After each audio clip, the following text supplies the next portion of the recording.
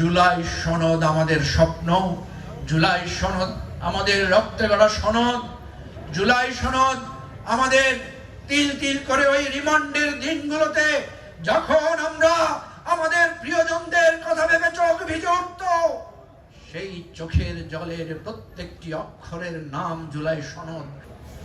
সুতরাং আজকে আমাদের যে গণভোট, যে গণভোটে প্রায় 70% মানুষ ভোট দিয়েছে, 70% মানুষ হ্যাঁর পক্ষে ভোট দিয়েছে, সেই 70% মানুষকে আমাদেরকে আবার একতাবদ্ধ করতে হবে, ঐক্যবদ্ধ করতে হবে। আমরা একটা প্রত্যাশার জায়গা থেকে 70% মানুষ হ্যাঁর পক্ষে ভোট দিয়েছিলাম। সেখানে বিএনপির লোক ছিল, সেখানে জামাতের লোক ছিল, সেখানে এনসিপির লোক ছিল, এবি পার্টির লোক ছিল। যার কোনো দল নাই, মত নাই, সেও ওই হ্যাঁর পক্ষে ভোট দিয়েছিল।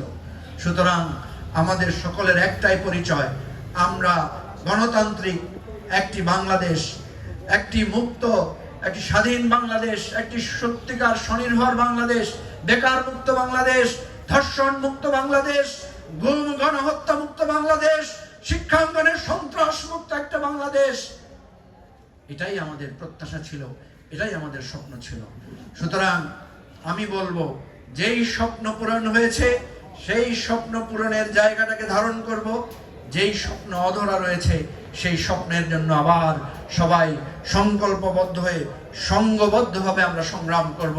তাই আজকে এই ঐতিহাসিক মধুর ক্যান্টিনের সামনে থেকে আহ্বান করছি,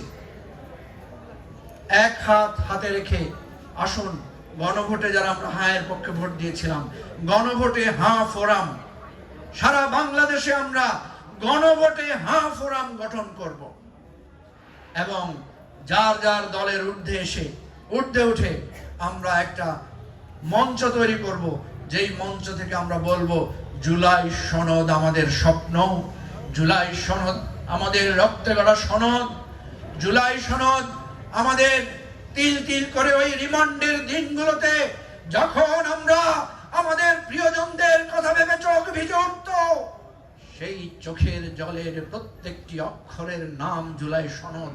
সুতরাং এই গণভোটে হ্যাঁ ফোরামের হাত ধরে জুলাই সনদ আজ হোক কাল হোক একদিন বাংলাদেশে আমরা বাস্তবতায় পরিণত করব।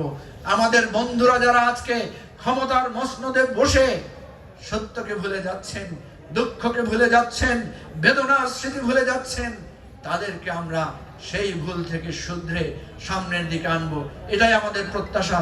ছাত্রপক্ষকে অভিনন্দন জানাই এরকম একটি প্ল্যাটফর্ম থেকে এই আয়োজন করার জন্য। ইনশাআল্লাহ এই ক্যাম্পাস থেকে আমাদের মুক্তি হয়েছে, এই ক্যাম্পাস থেকে আমরা আবার ঐক্যবদ্ধ হব।